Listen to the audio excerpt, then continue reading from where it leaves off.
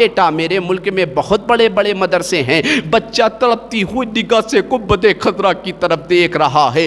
دیکھتے دیکھتے بچہ کہتا ہے حضور یہ بتا دیا جائے کہ آپ کے ملک میں مسجدیں بہت بڑی بڑی ہیں، آپ کے ملک میں خانقاہیں بہت بڑی بڑی ہیں، آپ کے ملک میں مدارس بہت بڑے بڑے ہیں، کیا آپ کے ملک میں گنبد خضرا کا سبز سبز نظارہ ہے؟ حاجی صاحب کے آنکھ میں آنسو تو پہلے تھے، گنبد خضرا کی بات سنی ہے، مکین گنبد خضرا کے روضے کی بات سنی ہے، سید الانبیاء کے روضے کی بات سنی ہے، تو آنکھوں میں آنسوؤں کی روانی تیز ہو جاتی ہے۔ وہ حاجی صاحب کہتے ہیں اے بیٹا میرے ملک میں مسجدیں تو بہت بڑی بڑی ہیں، خانقاہیں تو بہت بڑی بڑی ہیں، مدارس تو بہت بڑے بڑے ہیں، مگر میرے ملک میں گنبد خضرا کا سبز سبز نظارہ نہیں ہے۔ بچہ 7 سال کا ہے، مدینے کی عظمت کو کس طرح سمجھ رہا ہے؟ بچہ کہتا ہے حاجی صاحب آپ کے ملک میں جب گنبد خضرا نہیں ہے تو میں زندگی بھر مدینے کے کوڑے دان سے کھانا نکال کر کھانا تو گوارا کر سکتا ہوں، مگر آپ اپنے آقا کے قدموں سے ہرگز دور نہیں جا سکتا،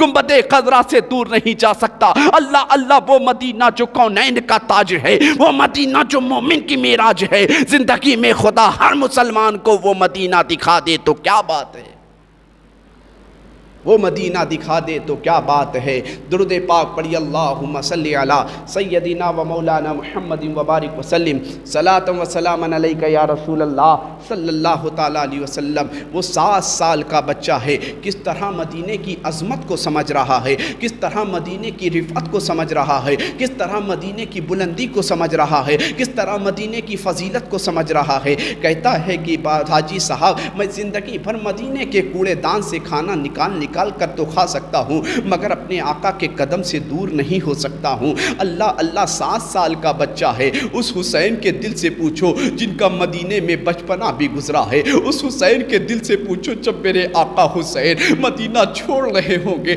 تو حسین پر کیا بیت رہی ہوگی۔ امام حسین کا بچپنا بھی مدینے میں گزرا ہے، جوانی بھی مدینے میں گزری ہے، لڑکپن بھی مدینے میں گزرا ہے، ہوش مندی کے دن بھی مدینے میں گزرے ہیں۔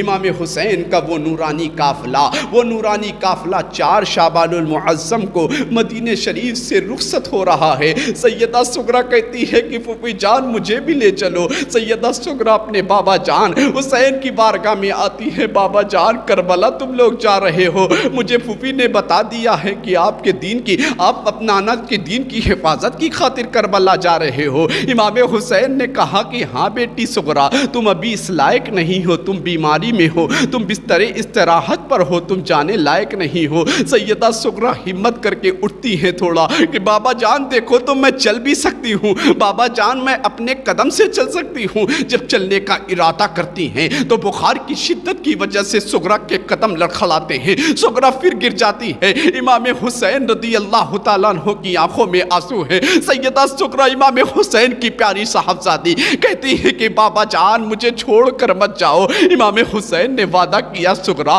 جب تمہاری طبیعت ٹھیک ہو جائے گی، شدت بخار تمہارا کم ہو جائے گا تو ہم تمہارے بھیا جان علی اکبر کو بھیج کر تمہیں بلا لیں گے۔ اللہ اللہ وہ کیسا دردناک منظر رہا ہوگا، اس کیفیت کا اندازہ آپ لگائیں کہ جب امام حسین کا پورا کنبہ مدینوں کو چھوڑ رہا ہوگا۔ شعبان المعظم کا مہینہ ہے، شعبان المعظم امام حسین رضی اللہ تعالیٰ عنہ نے نکلنے کا ارادہ کیا ہے۔ 4 شعبان المعظم کو جب آپ نے مدینہ چھوڑنے کا ارادہ کیا ہے، آپ مدینہ چھوڑنے کا ارادہ کیا ہے، رات کی تاریکی میں ملے ہیں، رات کی تاریکی میں نکلے ہیں تو آپ کی ملاقات محمد بن حنفیہ سے ہو گئی۔ کہا اے علی رسول، اے شہزادے رسول، اے باغ زہرا کے پھول، اے سید الشہداء، اے راقب دوست مصطفیٰ، آپ کہاں جا رہے ہیں؟ سیدنا محمد بن حنفیہ سے امام حسین